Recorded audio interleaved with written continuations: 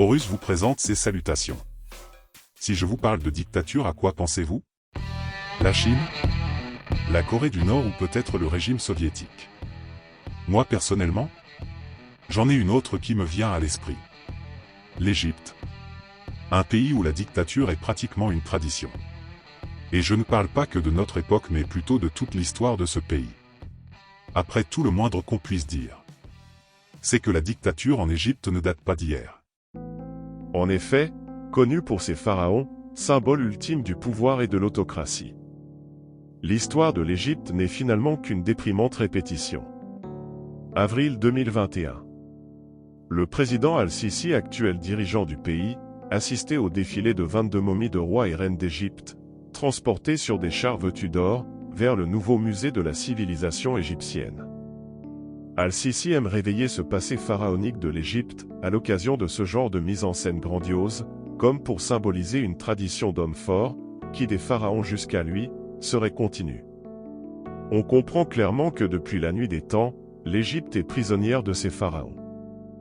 L'Égypte est souvent citée comme le plus grand pays arabe par excellence, où l'armée exerce un rôle hégémonique sur le système politique et étatique.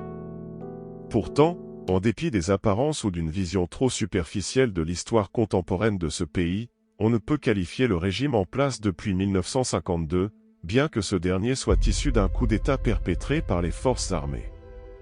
Dans la réalité, l'armée égyptienne assume comme mission première, avec des moyens humains et techniques souvent plus affirmés que chez ses voisins arabes, l'intégrité du territoire national et la protection de ses frontières. Mais elle est également l'ultime garante de la sécurité et de la pérennité du régime, ce qui lui confère une aura et une influence qui la dispense de toute opposition, même si cela devait tourner en dictature militaire. Corps structuré, traditionnellement respecté mais aussi craint, l'armée égyptienne est un dangereux atout, aux mains des nouveaux pharaons de notre époque. Notre histoire commence ici. Avec le roi Farouk. Celui-là, on ne va pas le qualifier de pharaon moderne. Cependant, il est vrai de dire que ce gentil bonhomme s'intéressait à tellement de choses dans la vie, à part comment diriger un pays aussi vaste que l'Égypte. Il n'en avait absolument rien à foutre de gouverner ce pays. Son armée, c'était de la pure merde. Pendant les 35 premières années du XXe siècle, l'armée égyptienne ne sert absolument à rien. Des troupes britanniques, déployées sur les lieux stratégiques, assument le contrôle du territoire national. Les modestes forces égyptiennes sont ailleurs, perdues n'importe où, loin des villes importantes, mal armées et mal formées. Les choses changent en 1936, suite au traité anglo-égyptien, qui octroie à l'Égypte davantage d'indépendance, limite le nombre de troupes britanniques présentes sur le territoire national en temps de paix, et donne à l'armée égyptienne le statut d'allié mineur en cas de guerre. La Grande-Bretagne et l'Égypte entreprennent de la moderniser et de l'armer. Et maintenant logiquement, face à la faiblesse de ce roi, l'inévitable s'est produit.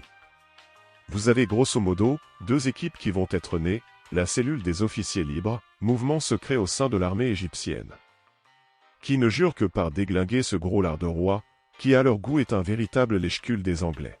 Été 1952, l'Égypte est au bord de l'explosion. Pourtant, dans ses innombrables palais, le roi Farouk Ier enchaîne les banquets bien arrosés et semble totalement inconscient de la fièvre nationaliste et anticoloniale qui s'est emparée de son pays. Et de l'autre côté, on a les fameux frères musulmans. Pas seulement autant que parti politique, mais autant que véritable force de frappe, à la limite du militaire avec une branche armée soutenue à ses débuts, par les officiers de l'ombre, au sein de l'armée égyptienne. Les frères sont aussi à l'origine du mouvement armé palestinien, le Hamas. Depuis plusieurs années, les officiers libres conspirent pour mettre fin au régime corrompu du roi Farouk, qui grâce à sa collaboration permet à l'occupation britannique de perdurer. Mais les officiers libres et les frères musulmans, eux aussi, ont collaboré dans le plus grand des secrets. Résultat, le 23 juillet 1952, un comité composé du groupe d'officiers libres au sein duquel figurent deux futurs chefs de l'État égyptien, Gamal Abdel Nasser et Anwar el-Sadat, renverse le gouvernement, soutenu par les frères musulmans. 3 jours plus tard, le roi Farouk abdique et quitte le pays pour l'Italie. Ces deux groupes qu'on vient de citer vont prendre le contrôle. et vont renverser roi Farouk. Bon, maintenant, on va arrêter de se compliquer la vie. Le sujet de la vidéo, c'est que ce pays peut vraiment être considéré comme étant la mère de toutes les dictatures. Parce que franchement, l'Égypte a connu pratiquement que des pharaons. Ce sont eux qui créent le premier État unifié de l'histoire. Plus de 3000 ans. Ils règnent comme des demi-dieux. Pour reprendre depuis le roi Farouk, il y a eu principalement 4 puissants pharaons à la sauce militaire et moderne. Si t'es arrivé à ce moment de la vidéo, crois-moi, j'ai galéré pour ces quelques minutes de vidéo. On peut dire donc que Horus mérite votre soutien, les amis. Bon, je vais reprendre la parole, et on va faire même très simple. Depuis que le gentil roi Farouk s'est fait déglinguer la gueule par les officiers libres, soutenus par les dangereux frères musulmans en l'an 1952. Le résultat fut un coup d'État. D'ailleurs, les coups d'État et l'Égypte, c'est une histoire d'amour, mais localement on préfère appeler ça des révolutions. Bref, il y a eu 6 bonhommes qui ont gouverné le pays, dont 4 d'entre eux l'ont fait comme de vrais demi-dieux. Ils avaient un pouvoir absolu sur le pays des pyramides. Tout d'abord, il y a Mohamed Naguib. Lui, son histoire est assez dramatique et drôle. C'était le chef des officiers libres.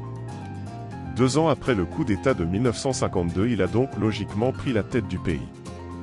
Sauf que, au sein de son groupe, il n'était ni le plus fort, ni le plus charismatique, ni le plus beau gosse, ni rien du tout. C'était juste un gentil militaire voulant installer une véritable démocratie, et que l'armée s'éloigne de la politique. Quel joli rêve pour un tel pays. Le gentil Naguibou est resté à la tête de l'Égypte à peine une petite année. En effet, ses idées de démocratie n'étaient pas au goût du puissant Gamal Abdel Nasser. Il lui a fait ce qu'on appelle un coup d'État à la douce. Il l'a emprisonné et obligé de vivre dans un endroit inconnu. Ensuite, il s'est emparé gentiment du pouvoir. Après une carrière militaire, il fut le second président de la République de 1956 à sa mort. À la tête de l'Égypte, il mène une politique socialiste et panarabe appelée nasserisme. Pour vous raconter son histoire rapidement, Gamal Abdel Nasser avait les pleins pouvoirs durant son règne. Il pensait également avoir une armée beaucoup plus puissante que celle du nouvel État créé, prénommé Israël le 14 mai 1948. Nasser avait un gros souci, il a surestimé la puissance de son armée, qui était certainement plus puissante à l'époque que celle du nouvel État d'Israël. Le 5 juin 1967, Israël décide de lancer une attaque préventive, aérienne et terrestre contre l'Égypte au sud. La guerre des 6 jours est lancée. La raison est que le Mossad, service secret israélien, était presque sûr que l'Égypte allait attaquer, car en effet l'Égypte déclare un état d'alerte, et procède à d'importants mouvements de troupes dans le désert du Sinaï. L'Égypte exige le départ des forces de maintien de l'ordre de l'Organisation des Nations Unies, qui s'y trouvent depuis 1957. Israël, vicieuse comme à son habitude, a donc profité du jour du Aïd musulman, afin de détruire 90% de l'aviation égyptienne clouée au sol. L'Égypte a perdu la guerre, avant de la débuter. Résultat, le grand Nasser est redescendu de son nuage et vit une véritable humiliation. Il a perdu tout le Sinaï, rien que ça. Ensuite, il présenta sa démission. Cependant, des manifestations ont eu lieu dans le but de demander son retour au poste de président pharaon.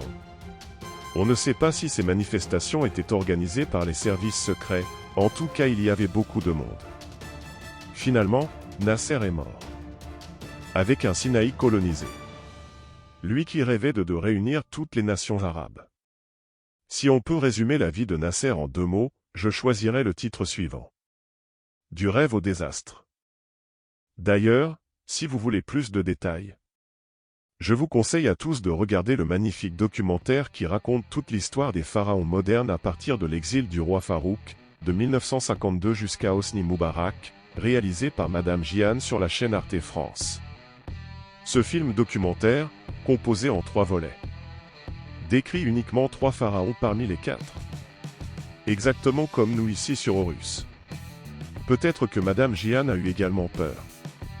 Et entre nous Égyptiens, on peut confirmer que c'est le bon choix. Mais bon, ça reste un documentaire à regarder. C'est magnifique en termes de réalisation, vous n'allez pas perdre votre temps, si vous êtes passionné par ce genre de documentaire. Le lien est en description, ça s'intitule « Les pharaons de l'Égypte moderne ». Bravo à toi Madame Jian Altari. Donc, le grand Gamal Abdel Nasser est mort, la star de toute la nation arabe. Nasser était dans un état lamentable état. Physiquement et psychologiquement et même religieusement, comment veux-tu rencontrer Dieu avec autant d'innombrables opposants qu'il a soit tué ou emprisonné? Finalement, les pleins pouvoirs qu'il avait, n'en fait que confirmer, que la réelle responsabilité de l'humiliation subie lors de la guerre des 6 jours, était de l'unique ressort d'Abdel Nasser en personne. Mais n'oubliez pas. Ici on parle de Pharaon, dont autant que dictateur, il fera tout pour garder le pouvoir. Il va donc vendre son ami d'enfance, Abdel Hakim Amer, chef de l'armée de Nasser, comme étant l'unique responsable de cette Naksa, catastrophe en arabe. Abdel Hakim Amer va mourir dans de suspicieuses conditions. Après la mort de Nasser par le 28 septembre 1970. L'Égypte n'a pas perdu de vue ses objectifs, elle est habituée aux hommes forts, et c'est justement le second dans l'armée de Nasser qui va prendre le pouvoir, le premier de l'armée, le général Abdel Hakim Amer, ayant disparu comme nous l'avons cité il y a quelques minutes. Anwar al-Sadat, lui, il arrive dans des conditions extrêmement difficiles, car tous les nasseristes le regardent de haut, et ne le considèrent pas assez fort, comme leur défunt héros Gamal Abdel Nasser. Sadat, face à cette situation, va tout simplement les déglinguer. Horus adore ce mot. De toute façon, chaque fois qu'un nouveau pharaon arrive, il efface ce qu'a fait son prédécesseur. Il détruit ce que le pharaon précédent avait construit, ou bien il construit par-dessus. Il brise la cartouche portant le nom de son prédécesseur et il grave le sien. Il se présente donc à son tour, comme le seul bon pharaon. Maître de l'univers, maître du peuple tout entier, il en a toujours été ainsi dans le pays des pharaons. Et Anwar ne dérogerait pas à la règle.